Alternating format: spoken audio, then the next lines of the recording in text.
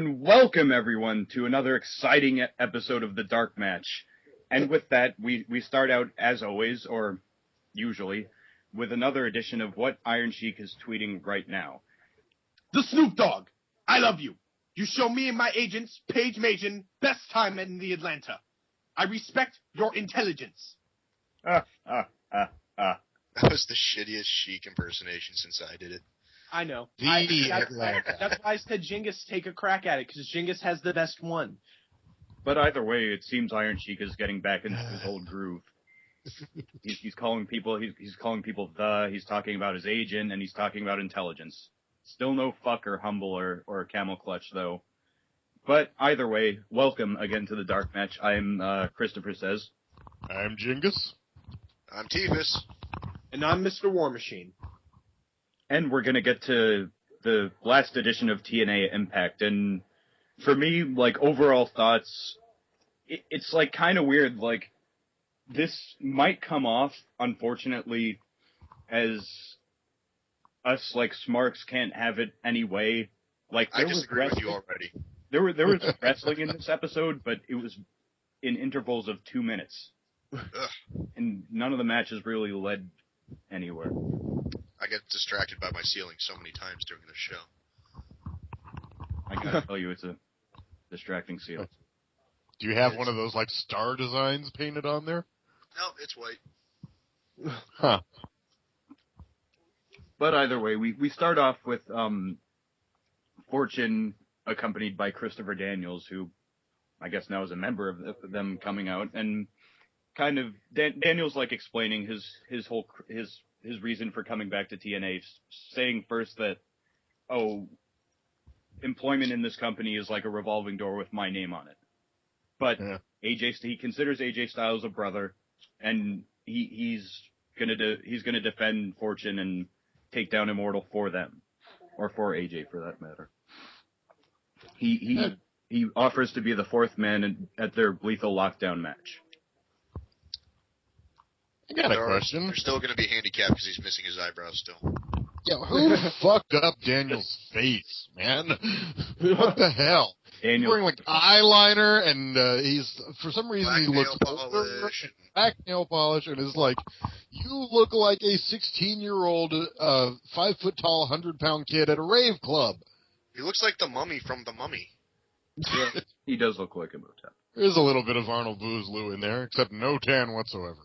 Yeah. Just control the sand and be angry. Like, convincingly angry. But, so, then... Oh, go on. So then Immortal's music hits. And I start seriously questioning why I said I'd be on the show. We all did. Out comes Flair with Hardy, Abyss, and Ray, and again, I'm questioning why I said I'd be on the show. Flair says this has gone on too long. I couldn't agree with you more, Flair. And they're past the point of no return. It's over a year and counting. But he doesn't know who Daniels is. Thanks for fucking burying him, Rick. And hasn't seen him coming and going anywhere. Seems to be a recurring theme in TNA for the veterans to belittle the younger guys who aren't really like, I mean, it's not like Daniels, it's not like he's a first-year rookie, you know? This is a guy who's been in and out of the company for 9 years now. It's kind of like the Who in the Blue Hell Are You? And they're still having, their older people treat him like he's some kid fresh out of training. I remember they did the same thing with when they had Booker feuding with Styles. Exact same deal. How many former TNA world champions do they have strumming around the lower mid-card, not even feuding for titles, and if they do get close to a title, it's the fucking TV championship? Yeah. Seriously. It's like, you're not skinny enough to win the X Division belt? Well, sucks to be you. Go. What is the belt that Eric Young has, by the way? He has the old design of the heavyweight championship. The OG. What, did he fight it in a trash can? He did. Yes, actually. That's exactly how it was. Yeah, because that's an old joke, because Russo's done that before. He did that with Jim Duggan in WCW. Great. Scott Hall threw away the television title because he just didn't want it. He had 2 belts. And Duggan, as a janitor gimmick, later found it in the trash can. And way to bury the lineage of a title. Yes, and we add another bullet to the list of ways current TNA looks like WCW before its downfall. Pretty much, yeah. Yeah. But, Yep. but the funny thing about, like, the whole tirade we went on about... Wait, hold up a second. Scott Hall had 2 belts? Yeah, I think like the U.S. title and the TV title, something like that. Scott Hall had a belt? Many times. Belt in WWF, any Lots of times. He wore it proudly, I mean... Yes, he did. Yeah. So, are we going to continue talking about this, or are we moving on? Yeah, we might. Trying to avoid it because I just had to take the shot. That's going to happen. But yeah, like, it's funny, it's funny about the tirade we went on about Ric Flair basically burying Daniels, because Hogan comes out and he starts out by saying that, like, he runs the place and, like, he makes the rules, but oh, we want you on TV, Daniels, and we wouldn't mind if you were in the match in lockdown. Is Hogan supposed to be a tweener now or something? I think that's half the time he's not acting like a heel. Him and Anderson can't get it straight. They're sizzling him for when he's inevitably going to turn face. Mm-hmm. And then win the title off of someone in Fortune who turned heel. And then it turned out that Immortal was the good guys all along, and everyone else should feel stupid. And Sting will come out and be like, Dixie, I told you so! These guys are fucking awesome! And it's kind of like in the extended universe in Star Wars, where it turns out that the Emperor was only building the Empire in response to the alien threat from the Yuzon Vong, who would come decades later to enslave everybody. Yeah. All right. That's a good way to describe it. And when Immortal turns face and Fortune turns heel will be the day you won't hear me on this show anymore, because I'll be in a padded cell in Western Hills. Now, let's move on. Yeah, and once again we get more discord because Bully Ray, like Ric Flair, buries him, and he says, "Go home and put some more mascara on, put some more black nail polish on, go home, sit on your couch, and watch Oprah." You know, I can see Christopher Daniels being an Oprah fan. Wait, why? If that Just something about it. If that led to somewhere other than an Oprah joke, I would have called Bully Ray clever. But yeah, and Daniels retorts that he shouldn't worry about the makeup or the mascara, but Daniels kicking his ass, and he attacks Ray. And of course, I would rather smash a whole clove of garlic and shove it up my nose than see Bubba Ray get a push at this point. But by the way, is Styles hurt or something? Why is he continually getting these injury angles lately? I believe he's hurt kayfabe, and like I hate to sound like the smart conspiracist, but I think it has something to do with like when Fortune turned face and he said to Bischoff, "You ruin one company and you're going to ruin another." Yeah, but that had to be a scripted line. Every single fucking thing they say on that show is something Russo wrote down. No, funny, Russo wrote that down. Yeah, well, he's going to say, well, that's just one version of history, brother. That's one point of view. Are we alive? Hello? Anyway, moving on. But yeah. Oh, yeah, I'm fine. Sorry. We have a backstage segment with Ken Anderson, one of probably 5 or so that would air tonight, where he's sitting by his laptop and he finds a white card from Sting that says, like, last week was just a preview and tonight's showtime. And Anderson quips that he would have preferred flowers. And he starts singing. Again, I just want to take a moment real quick. I can already tell that our mojo is kind of off on this show, and like we're not really grooving and meshing. Well, look at what we're talking about. Especially jarring. Yeah. This week. It was like an episode of Robot Chicken. Something different every 30 fucking seconds. It's like everyone involved on TNA this week just finally said, you know what, we don't fucking care anymore. No one really is calling us on our bullshit, even though everybody is. So we can just do whatever the fuck we want. And they've just... I don't even know how to describe it. It's just nothing... They're doing everything they want on the spur of the moment. It's just like, what? Why the fuck? Is this supposed to be some postmodern bullshit art? It's a theatrical performance. I'm waiting for someone to start busting out into interpretive dance. The long con. Eventually, would- we're going to have somebody like peeing on a photograph of Jesus or something. I wouldn't put it past Russo or Bischoff to sort of retcon their intentions and say that it's a deconstruction, kind of wheezo it, you know? It's supposed to be hilariously bad. Yeah. But they're going to pull Lasso on us? Yeah. Or what Shyamalan tried to do with The Happening. Anyway. But one backstage promo to another. Now it's Hogan and Bischoff in their office. Hogan's talking about the network, like the network are keeping him down and they're screwing with him. And even though he won the court case, they're whoever's behind like all this deception, all this like going over him is thinking like a wrestler, whatever that means. And I definitely because I think the network is just Dixie. So the ironic thing, this is the same network that ECW on TNN used as their heel network.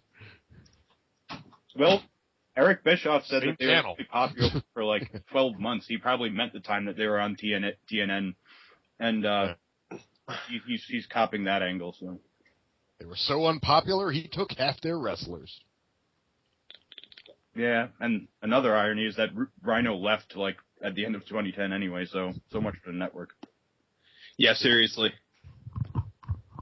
Oh, is he finally gone? I knew he'd stuck around for a long I time. believe so. I mean, unless he's backstage. Which I'm really hoping he isn't. I'm hoping he just got the hell out of there. I'm hoping he said, you know, I think I have enough money. I can retire and be done. And, you know, I didn't have to degrade myself too much when I was in TNA. He was world champ for like 5 minutes. He was world champ until like the next pay-per-view when he lost it to Raven, I think. Or was it like the next Impact or the house show or something? He was world champ for like a week. Yeah. He got a Tommy Rich title reign. Mm-hmm. He was just asking on Twitter for people to keep sending ideas on how to improve Impact.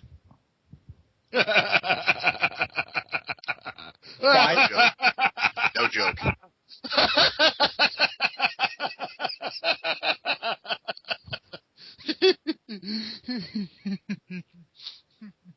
But yeah, come on. Fire your writing staff. That's how you improve TNA. Just completely axe them all. I've said that before. Just axe the writing staff, go out there, and just, I wouldn't say let the guys improv, but just go out there, have matches. That's all you have to do. Yeah, speaking of matches, your theory might have failed because let's just be us critics and be negative and nitpicky with the next match going on. Hernandez and Anarquia, or as I like to call him, Buff Chavo Bagwell, whatever, versus Tommy Dreamer and Devon. Who the fuck is this Anarquia guy? Where did he come from? Somewhere. This is the first time I've seen him. It's just suddenly, hey, it's this guy. Of course, the commentators don't explain who the fuck he is. He's the guy that's been running in the past couple weeks to help. You need to mention that kind of thing on your show. Do like a 15-second video recap, something. Yes, the teams of Mexican America versus EV3. Or EV 2.2 or so, I don't know, but EV 2.5. It's only half of If I remembered one thing about this match, Tommy Dreamer was fucking awful. I've never seen anyone like so slow, ineffectual. Like it was. Well, he is Tommy Dreamer. Yeah, Dreamer was supposed to retire like 10 years ago from all the injuries he'd sustained. I'm still shocked that he's still going. Yeah, and he was a good wrestler when he could go, but that was 10 years ago. Well, he was all right on WWE CW also. Okay. He had a lot of good matches on there. Then. But it's again a short match, like not much going on. The finish is when Rosita, who by the way, Sarita and Rosita accompanied them. They're a part of Mexican America. You know, because if you're the same ethnic group, you're automatically all friends and you know each other. Oh, sir. They should have gone back. The animals. They should have gone back to Japan. Yes. Yeah, or Canada. Inside joke. Yeah. Anyway. I don't think. Anyway, this was short. It sucked. It was over. Yeah, pretty much. And the next segment. Oh shit. And Matt Morgan makes the save from a beatdown just to make sure that this fucking Morgan Hernandez feud, which has never been any good, must continue. Yes. And still to come, Angelina Love and Velvet Sky challenge Sarita and Rosita for the Knockouts Tag Team title. And Jeff Jarrett has a promise for Lockdown. Okay. Hello, dear. You need to drink your Roofie Colada. Yeah, pretty much. Backstage, Winter is flipping out on Angelina. Because nothing says quality television like lesbian date rape. Once again, TNA, you're breaking the new rule. God damn it. This is not that hard. And they have at least 2 implied lesbian couples, which is like strongly implied. There's clam smacking here, but they won't ever come out and say it because they're a bunch of cowards. And you know what? I think they're trying to hint at Rosita and Sarita being like incestuous too. Oh God. So. Fucking Russo. And so Winter's freaking out because Angelina agreed to a tag match with Velvet. Winter is acting like Winter. She says, wait a minute. Somebody else just brought up a great point here. How about the irony of a storyline of TNA sending a drugged wrestler out to the ring to compete? Oh, yeah.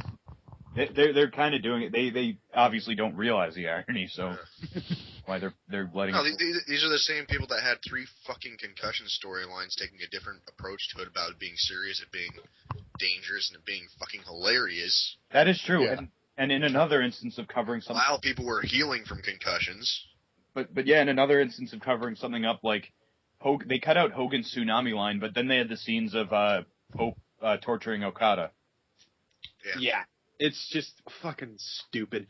Winter says she loves Angelina and then turns her around in the chair and helps her drink her water. Yeah, I mean, if you're that catatonic as she was that you have to pick the cup up and put it to her lips, she can't drink. She's just going to choke on it. Yummy Thorazine and GHB. It's fucking stupid. And the problem is, look, I might have given them... It would have been fucking stupid if they did this, but if they would have kept this whole weird fucking magic thing that they started off doing going, yeah, I wouldn't have as big of a problem right now because like if she just sprinkled some glitter on her head like it was fairy dust. Hypnotize. At least use hypnosis. The continuity. Or, yeah, hypnosis can be used. It's not fake. Like people can hypnotize one another to do stupid shit. And Suggestibility. Yeah, and but they had to go with the drugged out story, not realizing that right now in TNA doing a story about a drugged out wrestler going to the ring is a bad fucking idea. Yeah, I think they know what they're doing, and they're trying to do it because they think it's going to be edgy and get attention. When really it's just distasteful and it's annoying as shit. I still don't. I do not think they realize what they're doing at all. I mean. Then again, they could have a spot where Angelina takes off like her shirt and then she teases tossing it into the crowd and she just drops it. But again, I don't think they realize this. I don't want to see Angelina. I don't want to see She's the only knockout I would not want to see take off her shirt. Yeah, seriously, you took the words right out of my mouth, dude. I did it. I did it too with a fucking cinder block. Of course, you'd hit it, Genghis. You'd hit anything that breathes. Damn near. And so it's time for our next match. Samoa Joe versus Gunner's pal. Fuck. This was a match? No, it wasn't a match. It was basically Pope coming out for a brief, maybe 2 minutes of commentary. Murphy hits Joe, he clotheslines the bitch, and then puts him in the rear naked choke. Joe wins. According to my notes here, it was 46 seconds. Jesus Christ. Are they trying to convince us that a 90-second match is long? No. I guess so. They're just being idiots. That's what they're doing. That wasn't even a minute! No, it's basically Vince Russo going, you want wrestling? Here's your wrestling. Yeah, pretty much. You had 47 wrestling matches on the card tonight. Be happy. Yo, why are these guys sweating about the wrestling? we have wrestling. It's just not very long. We have to have more talking. More talking. In the words of Jim Cornette, you ever notice how on a Russo show, when you hear the bell go ding, ding, ding, and 60 seconds later you'll once again hear the bell go ding, ding, ding? Because Vince Russo does not know what he is doing when there's a wrestling match in the ring. Vince Russo, during a match, is a babe in the woods. He's a deer in the headlights. He has no idea what happens, how it works in between the ropes. Let's hope his son knows better what happens in the production truck. Yeah, well, we were hoping that about Shane and Vince, and look how that ended up. Well. But the match ends. Joe chases after Pope. And then we cut to another backstage segment with Ken Anderson. He finds another note from Sting. And he says, like, oh, I don't like getting love letters. Yeah. Come out Half wherever of the you are, shit he Sting. said was either, like, inaudible muttering or just screaming where you couldn't tell what he was saying. Yeah. Someone stole his gum. It went from mutter, mutter, fuck you to I'm raging. You know. It was asshole. Beep. You don't tell me what to do. I don't like love letters. God damn it! Fuck! You know, it's just fucking stupid. That's not how you cut a promo. I mean, that's how Ric Flair cuts a promo. Well, pretty much. But, you know, you can't really tell what Ric Flair says anyways. He at least says words. Yeah. And I'm sure back on Planet Oa, it makes sense. Yeah, pretty much. You know he's saying something, but you're not quite sure what. It's kind of like... Interesting discussion, by the way. What color rings would each member of the TNA roster be in the Lantern Corps? But that's beside the point. Anyway. Well, we'll get to that in a later discussion. Spin-off Ric show. Flair's definitely black because, God, he's a zombie. But he's going to beat you within an inch of your life. Now, wouldn't that be Abyss since, he was stabbed in the back? Yeah. Yeah, him too. His spine was ruptured. Ruptured! He got a board with... That means your spinal column was punctured, and the fluid went out. That should mean you no can't more walk walking. if not dying. Yeah. God fucking damn it. We move on to our next quasi-match. Fuck. Mexican America versus the dissenting beautiful people. The amateur porn stars. And with Velvet Sky comes out and Angelina follows in tow, completely, like, again, with her drugged out, tranced out look. Yeah, because, Velvet Sky would not notice there was something wrong in the gorilla position. Yeah. And the match is basically nothing more than the finish where Angelina's on the apron, Winter comes out, and she makes like a motion like she's snapping something between her two hands, and Angelina basically tops Madison Rain's I'll Fall Down. She gives Velvet Sky a neck breaker, but really what happens is her grip slips off. Like, it was one of those kind of hands-free neck breakers that occasionally The Rock would do when he fucked up the move. Or Orton, one of those one-handed RKOs. But yeah. Whoa! But no, it was much worse. Like, as much shit as I give Randy Orton, it was much, much worse. Fuck, soap in the bathtub, slip! Angelina really did fall down, and I guess they could chalk that up to her being drugged out and Winter's practical plan of having a drugged out person perform moves. Yeah. Timing. But again, once again, they're blurring the lines. It's like with the Hall of Fame ring where, like, oh, is it just like making Abyss feel better about himself, or is it giving him powers? Is Winter giving her some kind of a potion, or is it a drug? Yeah, this isn't like a fucking Roman Polanski psychological thriller here with an is it happening or isn't it hook. We're watching it fucking happen live. Damn it, don't bring Polanski down to that level. Well, I mean, if it wasn't for the Tenant, we wouldn't have Black Swan. I'd go. It's like Schrodinger's cat. If there's a knockout match in an empty arena, does anyone give a shit? Yeah, and without Polanski, there would. And without Polanski, it was a dead cat from some guy named Schrodinger. And without Polanski, there wouldn't be molestation laws in France. But let's move on. Velvet is flabbergasted at what just happened, and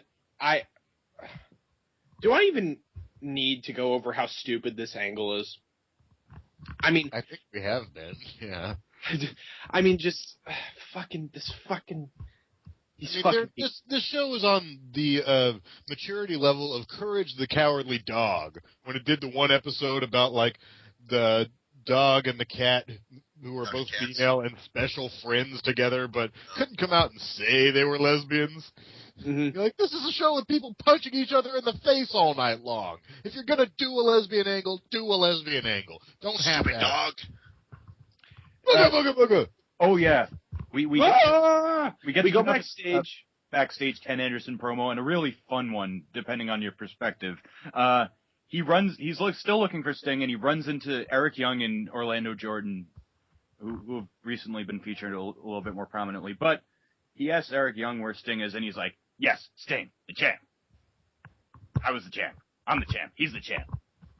Look at the rafters." And Orlando Jordan puts in that, like, he'd like to take him up on his old asshole thing. The one thing I found amusing about this, and it sure as hell wasn't oh, he's bisexual! Isn't that weird?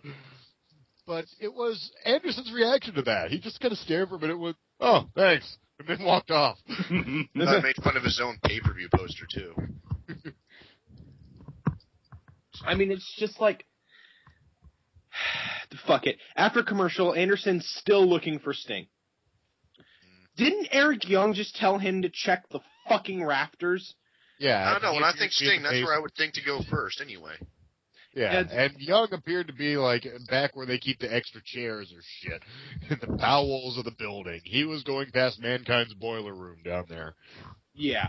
And that's walked past the fucking brain-damaged fake world champion knows where to look for the fucking real champion. And supposedly the craftiest member of the roster can't figure that out on his own. He walked past the little people's court before he thought to check the rafters. Anyways, fucking Anderson can't find Sting. No shit. And And what follows is one of the weakest of backstage beatdowns I've ever seen. But a black trench coat clad form sneaks up behind him and lightly taps him on the back. Anderson with sells different hair and different height from Sting, but we're still supposed to be fooled. Anderson sells it like a gunshot. It's just, and he tears the trench coat off, and I'll give you 3 guesses who it is. No, it's Rob Van Dam. He says it's 4:20 and time for Anderson to get smoked. Oh, a drug reference in TNA. How quaint. How apropos. And don't fucking correct me. Anyways, RVD beats Anderson down, and then picks him up so he can beat him back down again. And which, by the way, if this beatdown was done, like, in a match, the other guy would immediately start fighting back. It was like a couple of punches and kicks. That's all it was. But Anderson was lying there like he's hasn't been in the ring for 7 years, and he still got good offense on the world champion. I mean, it's just, if you're going to put somebody down, at least, like, fucking hit him with an object or something if they're supposed to be out. But no, this was punch, stop, and Anderson's down! Yeah, and of course, as we said, RVD says, it's 4:20 and time for Anderson to get smoked. Hey, Fonzie, remember when RVD had a vocabulary? RVD keeps yelling, "Does it hurt? Does it hurt?" And now he says he's going to show him some hurt. And what follows was possibly the lamest thing I've ever seen in my life. RVD puts him, wait for it, in a head scissors. I'm not fucking kidding. Anderson was murdered by this head scissors. It was the single most devastating move since the mandible claw. You see, the secret is Rob Van Dam actually has not washed his underwear in several years now. So when he stuffs somebody's head down there, could put a more convincing finishing hold on somebody. Yeah, and because especially since a minute later he picks up the pipe Anderson had been carrying, a big 3-foot-long steel pipe, and starts choking him with it. Like, why weren't you doing that from the beginning? Oh, hell, how about this one? You're up in the rafters. Throw the fucker over. So Owen! This is how Owen felt. Oh, darkest sketch. Yeah, I went there. I went there. That wasn't you. I went there. I'm the one who fucking said it.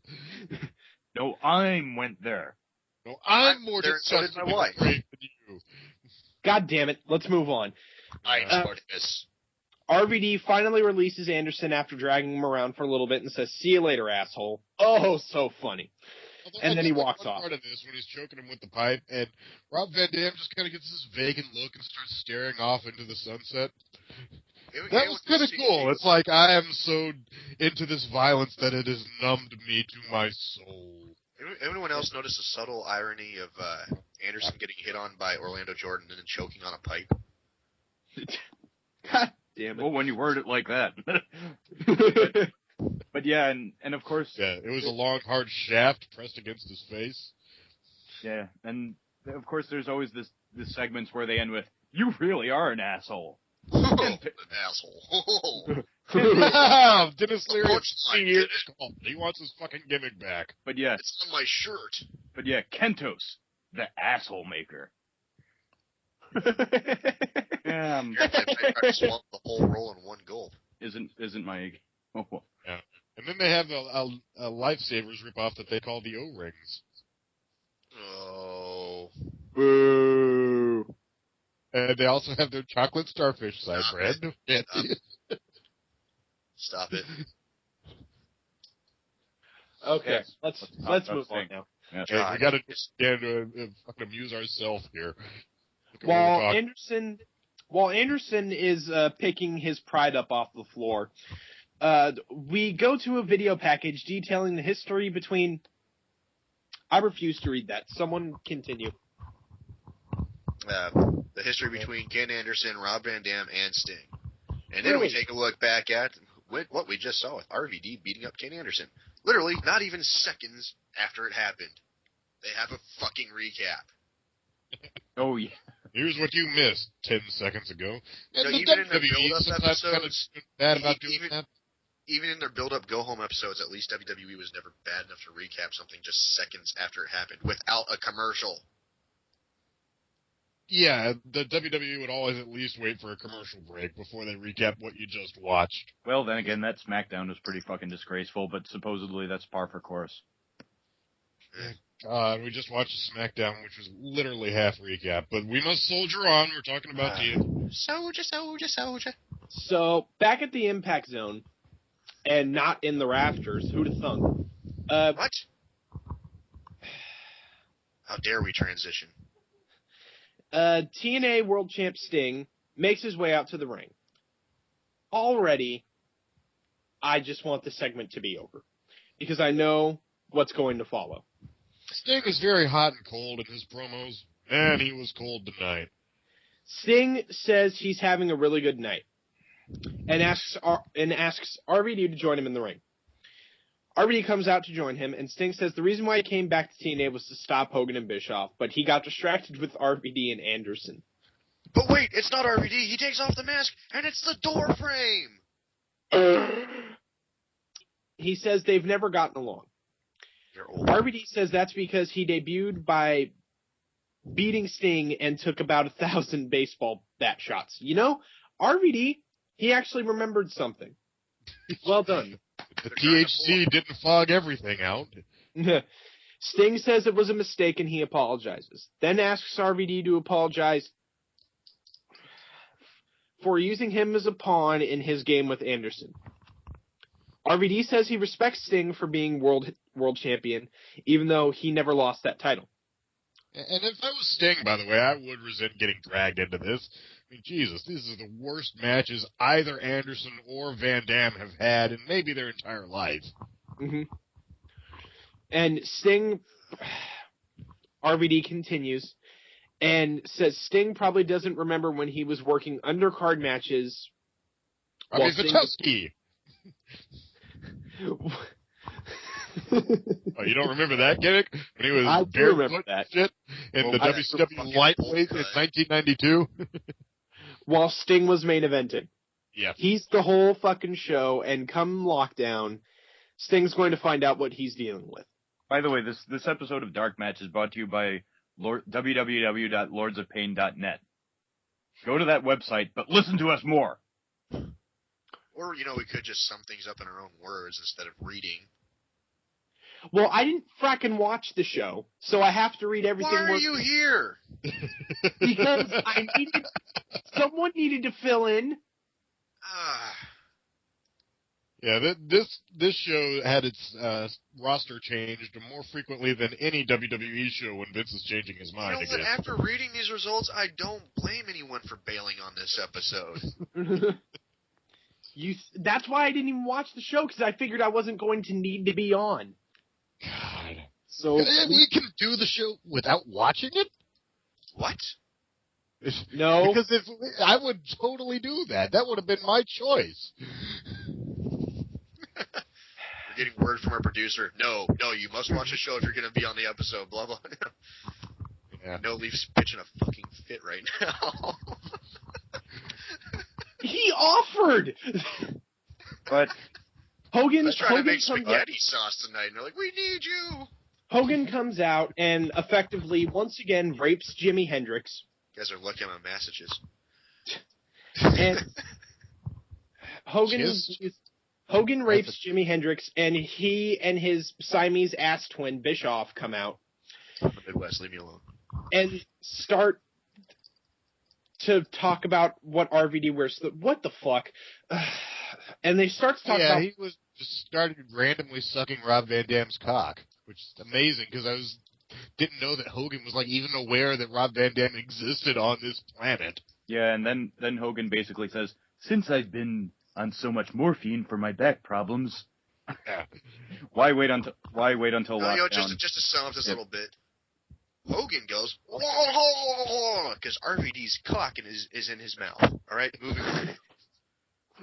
But he sets up Can you an imagine thing. a catchphrase off with those two? Brother, dude, brother, dude, brother, dude. Yeah, it's called Dude, Where's My Car? We've seen it already. I've stated many times, if Hogan ever quits TNA and goes back to WWE, I want to see a segment between him and Sheamus where it's just like brother and fella back and forth. Because that shit's funny to me. Anyway, now you actually make me want to Controversy. wonder what a Hogan versus Sheamus match would look like. probably lots of bro kicks, and then somehow Hogan comes back. Let's move on. Sting versus RVD at Lockdown. Music plays, he walks out. No, Madison Rain and Tara to expand having upon a your lovers' Sheamus, quarrel. to expand upon your Sheamus idea, Big Boot versus Brogue Kick, they join each other like two Key Blasts from Dragon Ball Z characters. Or like Nash and Big Show trying to hit the Big Boot at the same time and both missing. Scissors Madison each other Rain in the and process. Tara are having a lovers' quarrel backstage, and Yeah. Fake lesbian angle number 3. references Tara going back to scrubbing toilets. what? Yeah. I don't get it either. And Tara's like, well, I'm not comfortable with this, and she threatens to send her back to scrubbing toilets, or else she can get on her bike and they can go do whatever the fuck they're doing. One thing that She has a bike shop. She can go back to WWE. Oh, you mean the bike shop that had problems with a fire? Oh. Yeah, it's kind of not there anymore, but Yeah. she might have a new one for all we know.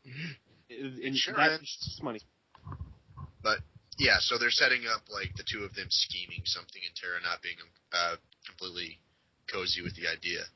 And considering the tone that Tara was using in the promo, like, they really didn't hint at any kind of dissension before, did they? No. Like, she was, like, This is all new. seriously, like, opposed to Madison, as if it had, like, been boiling. They've been together for months. The last time we saw dissension, we never saw it again after that, or even referenced in recaps, but they do so goddamn often, was when Madison made Tara lay down and give her the title. And, by the way, in keeping with everything TNA ever does, a lot of this entire segment was shot in complete fucking darkness, where you couldn't see a thing. Hey, remember those old Dude, Bret the Hart Blair videos? Witch, Yeah. this. Walking down that same spooky hallway. That's it. Ugh. And there's Anderson. Walking around backstage, yells at a Sting poster. And He recovered remarkably quickly from his complete unconsciousness. Yeah. And scissors. Head scissors. He's spending half his time on this episode just arguing with posters of different people. What do you want from me, Jimmy Hart? Including posters of himself. Yeah. Warriors everywhere, brother. Oh yeah, I was just gonna bring that one up. So not only is an asshole, he's an asshole that hears voices. Randy Orton. Yep. Anyway, so here's a shocker. Generation Me aren't breaking up anymore. They're teaming with Robbie E. Because that makes fucking sense. Yeah, out of nowhere, they're just back together again. Yeah, they're tag teaming with Robbie E. against Brian Kendrick, the Grand Wizard of the KKK, stoned off his ass, and Chris Sabin. Hi, how have you been? He still works here? And Suicide. Because Christopher Daniels doesn't get enough airtime. Because you can't mistake Daniels' skull in that mask. Daniels has a skull which is approximately as wide as a thumb.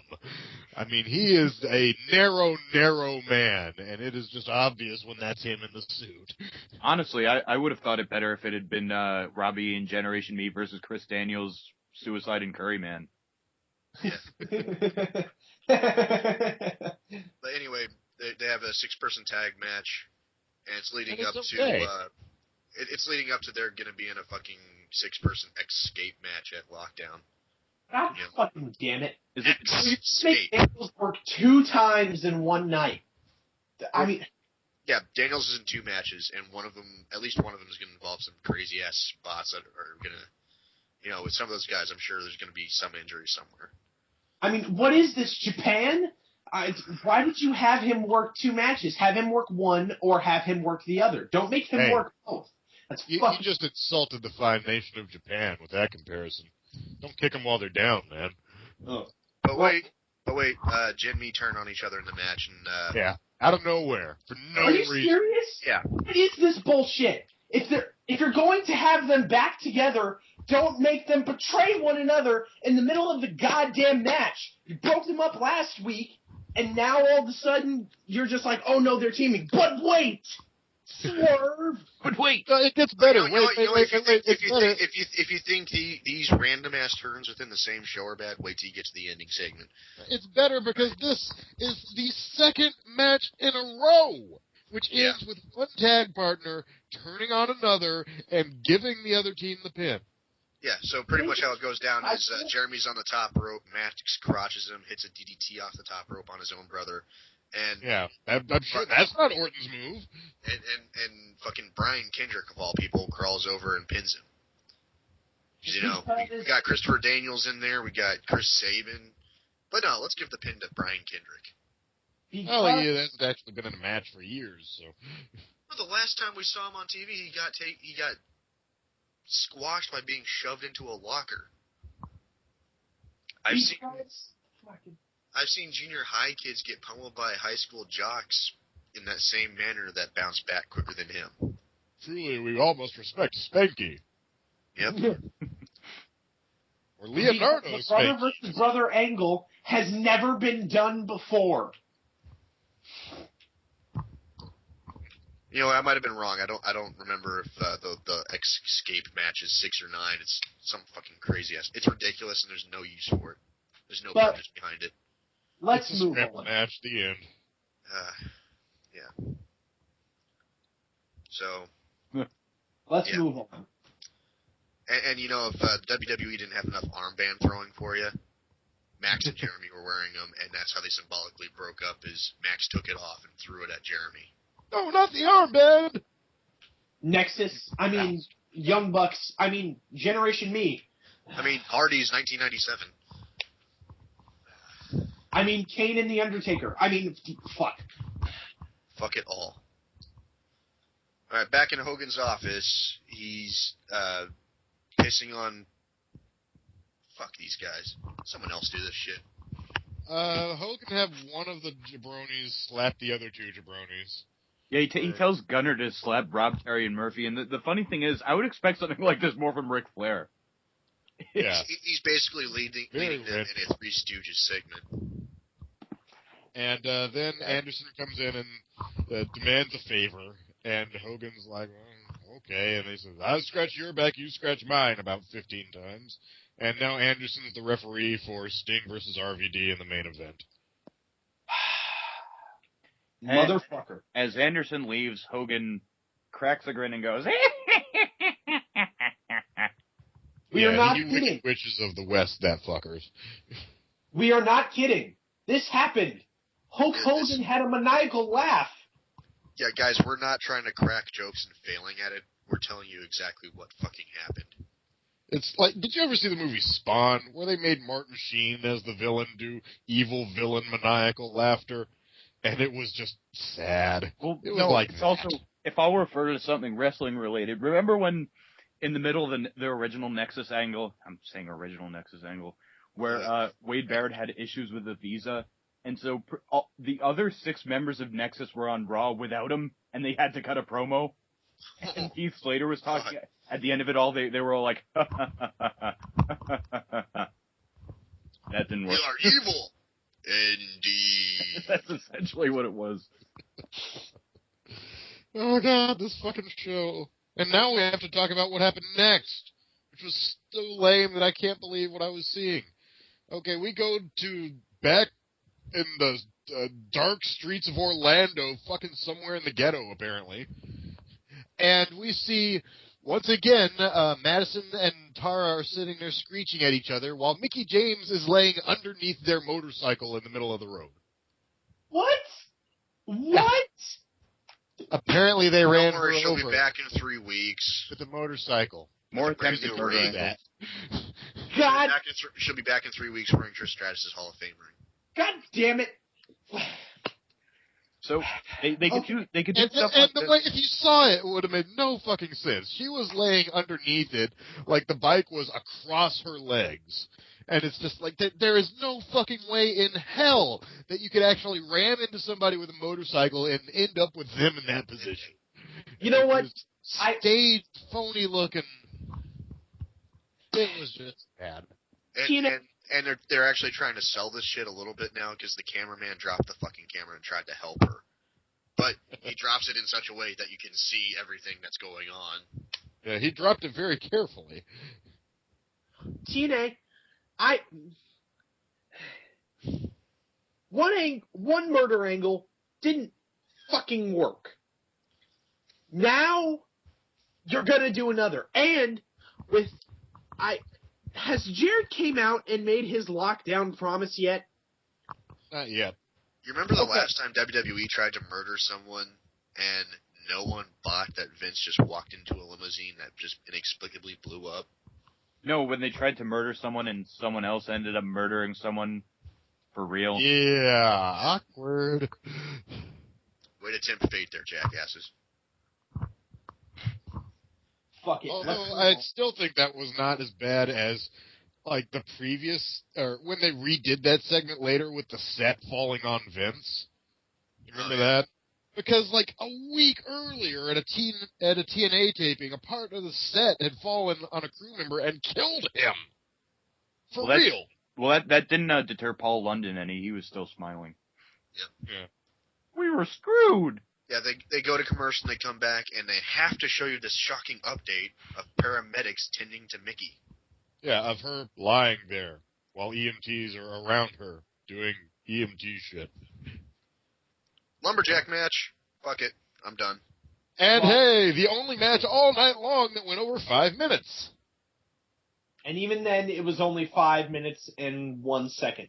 Yeah, 6:25 according to this, and that's 6 minutes and 25 seconds of Bubba Ray Dudley. God, we're only about halfway done with this shit. Fuck! We're about 2/3 of the way through. Well, actually, you have it wrong. It's Brother Bully Ray Cage.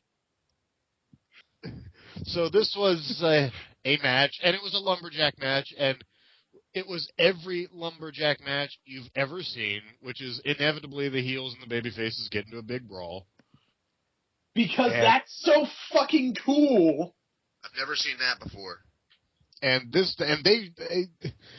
weird part was the babyfaces at first were like taking it easy, like trying to keep law and order. Like the heels would run over and start beating on somebody, and the faces were like, "Hey, you stop that!" Yeah, we didn't see this match last week with Santino versus Wade Barrett. Or, face is showing all the aggressiveness of the fuck it was. The face is showing all the aggressiveness of a mall security guard here. He's like, no, don't pull that referee out. Fucking bullshit. I need a fucking So again, like every goddamn lumberjack match you've ever seen, with no build-up and no reason for it to be there whatsoever. Yeah, it's just like that lumberjack match we had last week in that other lesser company. It's building up lethal lockdown because those are the teams, and it's a common but kind of lazy way to do that. Saving grace, though, we get to see Daniels hit that exquisite BME. Yeah. And then Hogan punches him with a chain, and Bubba Ray pins him. You know what would be awesome is if they had a gauntlet of matches where it's like one-on-one, and whoever wins for the next match, they get to be at ringside. You know, and it keeps compounding like that. So, like, if one team wins 2 matches in a row, those 2 guys can be at ringside for the third match, and so on and so forth. Yeah, this is TNA. They'd find some way to make it more complicated and fuck it up.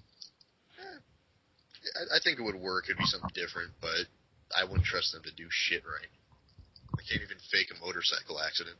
Or not accident. Yeah, and they didn't even, by the way, with the motorcycle thing, no mention of whether that was supposed to be an accident or if they intentionally tried to murder Mickie James with a motorcycle. I'm not comfortable with making it look like I'm guilty of manslaughter.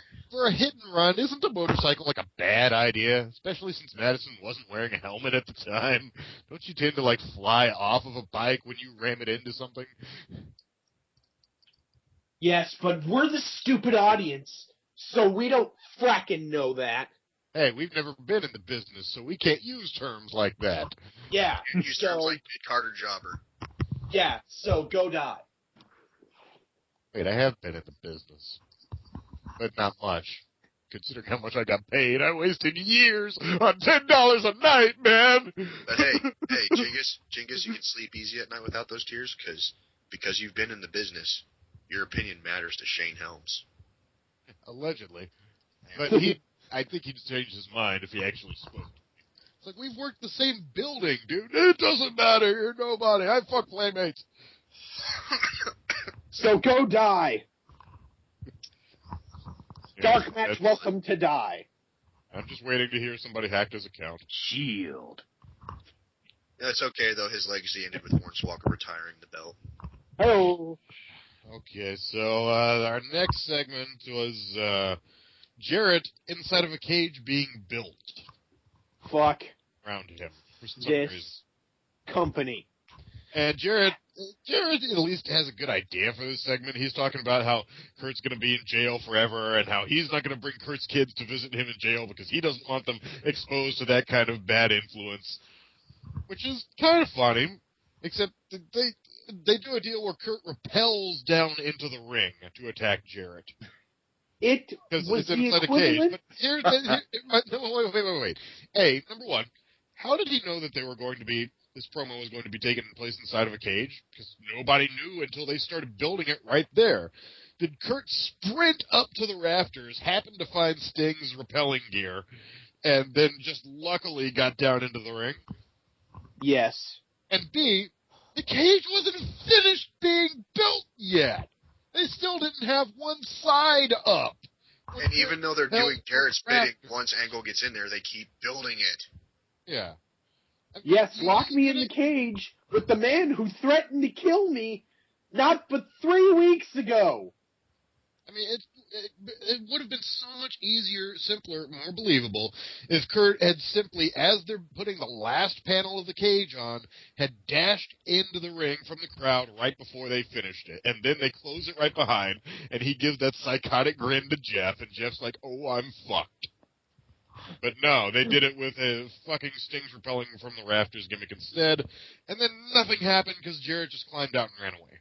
Yeah, despite, every cage match where people are beat down and, barely able to get up, being able to run up to the side of the cage and grab people hanging on the outside of the cage. These 2 guys are fresh, and Kurt Angle couldn't even catch him. Although there was one cute spot where they had a cameraman inside the cage, who was filming Jarrett's promo, and when Kurt got in there, Jeff grabbed him and threw the cameraman into Kurt. Yeah, I guess that's why Kurt couldn't get after him, because he's such a good baby face. He took the time to make sure it was all right. Oh, plus they were quite nonchalant about the cameraman. Also, there were a lot of shots where you actually see them walking around the ring. Yeah, which definitely makes the entire thing, like, it keeps up that illusion, you know. So, what happened? Is this where the police were deterred by the fucking Kurt Angle showed the footage? Yeah. Did the police watch Impact last week and go, oh, false report, never mind, and didn't make any arrests? These fucking people. You know That's what? why Madison Rayne wasn't concerned about people seeing that she did it. These fucking people. You Again, know what? TNA Impact, the Impact Zone exists in a vacuum, void of any penal laws or physical laws. And by the way, when we got came... so many foreign super wrestlers that they have diplomatic immunity for everybody. Yeah. By the way, when we come back to the ring for the next segment, moments later, Cage is gone. Cage gone. And this isn't a cage that they fucking lower from the ceiling like the WWE. They have to actually build this thing like it's made out of Legos. And, 2 minutes later, it's vanished.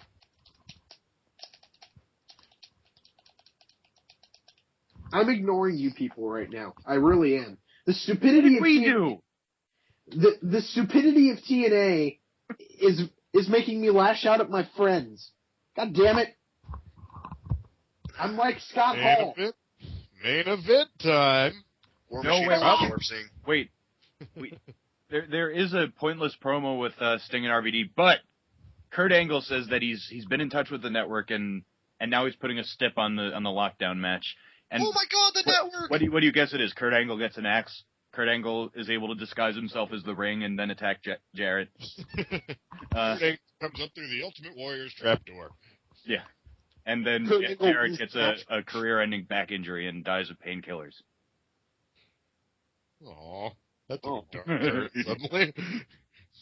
And how would you say that of the two of them, that Jeff Jarrett's more likely to die of painkillers than Kurt Angle? That's kind of awkward. Yeah, I mean, this is a guy who, well, there have been issues. God damn it. So, main event, our 3 minute long main event.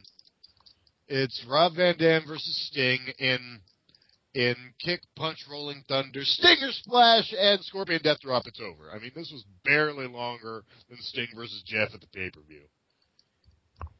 This is bullshit!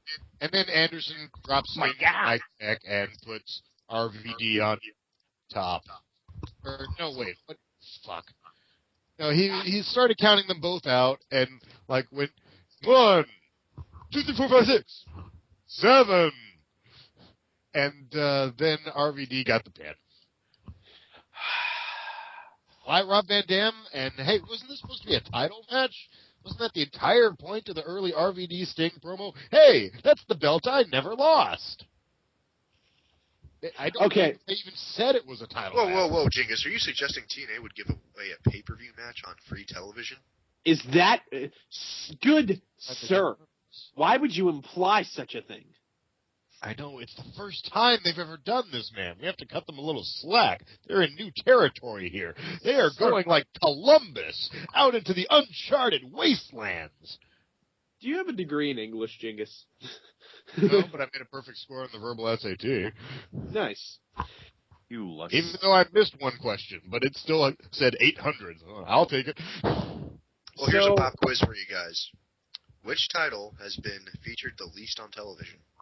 TV title. Ding, ding, ding. Hi-oh! I wish I didn't play that so straight, honestly. But do we still have Knockouts Tag Champs? We do. Yeah, they were featured tonight, believe it or Rita not. and Rosita. It wasn't for the belt, but... Yeah, it was. It was. Who's the Knockouts Singles Champ? Madison. Oh. The one who was never seen with the belt or even inside the building. Before Jingus... Go ahead. Something straight. It's not about fake titles. It's the real. It's all about the power, brother. It's about the power, the drama, the real, and everything else in between. But before TNA makes me title... before, but can I once again express my utter contempt for Russo and Bischoff's entire obsession with backstage power angles, where they never bother to quantify exactly how you get the power, what you have the power to do, what you do not have the power to do. It's like a fucking zombie movie. Give me the rules of what can and can't happen, god damn it. This bullshit's about as real as people that go on Facebook and misspell every word and then finish it off by saying real talk. But before TNA causes me to tie the final knot in my noose, we wrap this show up. No, wait. There's the last segment. That's right. I was going to go over that. RVD does the fucking Rob Van Dam thing, and then Anderson grabs the title belt and lays him the fuck out. At least they could say belt on this show. That makes everything better. Yes! RVD, fucking Anderson is like, it's my world! And, fucking, then Murphy and Rob Terry come out applauding, and Anderson invites them into the ring. Which, by the way, why did Hogan want Anderson to beat up Rob Van Dam? The same Rob Van Dam he was graciously complimenting so heavily earlier in the night? If I knew that, I would have nothing. Yeah. At this point, they've got enough title belts in that company to give to each of these guys. Terry and Murphy hoist Anderson onto their shoulders. How long till these guys are the European Tag Team titles holders, by the way? Oh, Jesus. And Hogan comes out like this was his master plan. Yeah. They set Anderson down, and then he lays them both out with a mic check, and then calls out Hogan, who's seething at the top of the ramp. But yes, the word son of a bitch was thrown around quite a few times. Oh, yeah. Hogan starts walking away, and he's, like, muttering to himself, that son of a bitch, son of a bitch, son of a bitch. They were bleeping Hogan because he was dropping F-bombs and shit. It would have been much better if they'd played it like The Graduate and just cut to each person mouthing son of a bitch. Yeah. Because when Dixie calls Eric Bischoff a smug shit. And indeed, between the bleeping, you can tell he said, so, you want to fuck me? I'll fuck you. Brother. So, if you actually think that I'm the right guy. Sorry. What we have a promise is that next week, Abyss, Matt Hardy, Brother Ray, and Gunnar Murphy are going to drag Anderson out to the ring, de-pants him so Hulk Hogan can violate him. That's our promise. That's our promise. That is our lure into next week's show. Anybody ever seen that Rutger Hauer movie, Flesh and Blood? I'm assuming it'll look a lot like the one scene with him and Jennifer Jason Leigh. It'll be TNA's ripoff of the live sex celebration. With no covers. No covers. Yeah. And Ric Flair will be involved again. I mean, as we all know, Hulk Hogan has no qualms about exposing his own penis to his daughter while he's playing a rock band, so. God fucking damn it. No, man. You got it all wrong. He's all about family values. He had underwear on. Clearly. Yeah. Makes him the bigger man. Oh. I don't know. I didn't expose my genitals. I just exposed my banana hammock. I don't know what he's showing off. All the steroids have shrunk his dick down to infant levels. He drank the Anaconda malt liquor.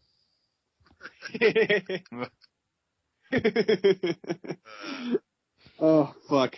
Only on this podcast. I just want to know how long until Orlando Jordan starts a gimmick where he likes to pee on people. Call him Orlando. They're going to start calling him O. Kelly, I bet you. They'll film people taking a piss test, and he'll just walk up and start taking cups off the table and just start pouring all over himself. His theme song will be "Piss on You" by R. Kelly. Haters wanna hate, lovers wanna love. No, it'll be some fucking Jimmy Hart rip-off of that. That would be far too cool for them. I want to piss on you. The irony of that is that "Piss on You" was a Jimmy Hart remix of Ignition anyway. So yeah, I know. Don't ever compare the comedy of Dave Chappelle to the comedy of TNA. Comparing them. Dare you, sir? Okay, well, safe to say. You hear how fucking grumpy and bitter and beat down we all are by the end here? Jesus Christ. And this was not even like anywhere close to the worst episode of Impact I saw. No. I mean, once again, Spoonie was right. This is the worst TV I've ever seen, and it's an average episode of Impact. It wears on you. It used to be fun to watch and make fun of, but now it's just like, enough is enough, guys. When are you going to start trying? God, we're gonna have to leave you guys, and as always, we're gonna have to leave you with what gets more screen time with Jay Lethal. For my contribution, something that we didn't get to, the Mexican flag that obscures the top row crowd's view of the entire action gets more screen time than Jay Lethal. Eric Young's title belt gets more screen time than Jay Lethal. Madison Rain's brake light gets more screen time than Jay Lethal.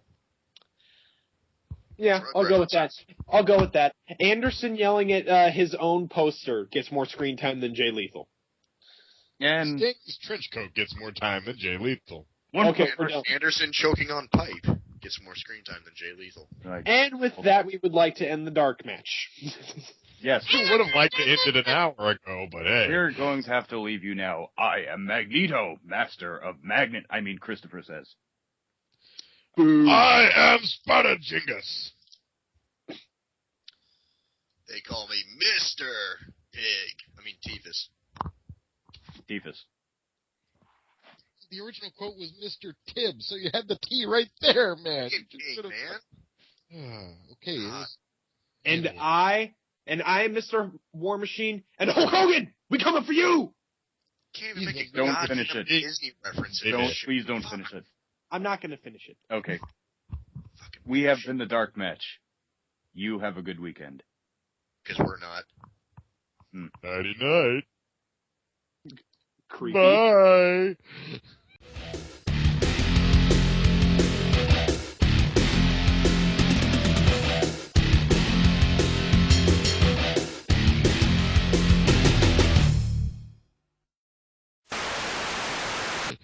Go away, it's over. Oh, hi, rapist. Why are you still here? Leave us alone. What have we ever done to you? This is a short episode. You should be happy. Go away. Turn this off. We want to go home. Wait, Jinkus, don't tell them to fucking turn it off. They're supposed to be watching our shit. Spread it around. Tell people. Okay, watch it a bunch more times. Keep reloading it. Click on the ads and shit. We all want our 2 cents each. $4 and counting. I'm still coming for you, Hulk Hogan. In more ways than one. Hey-oh! Ew. So you're just like Anderson then. Watch With the them side assholes shows. involved in The everything. fucking Faker Than Pro Wrestling, X Factor. Headlocked. Yeah, that one. Our newest show. Or Deepest show, rather. Who made that shit? Coming soon for the love of wrestling. Whatever you do, don't check out the TNA Smart because that motherfucker pisses me off. Fuck that guy. Smart. It's okay, Jingus. It's okay. But nonetheless, we've unearthed the phenomenon of Lars the TNA mark, Yeah. who doesn't acknowledge himself as such, but we do. We have Jingus, it's okay. Jingus, calm I down. want to murder him with a hammer. Jingus, it's okay. Here, Jingus, have some licorice. Here. It's okay. Buddy. Liquor. Yeah, that too. Licorice, not liquor. Now get the liquor. Fuck the licorice. Where's my tequila, damn it?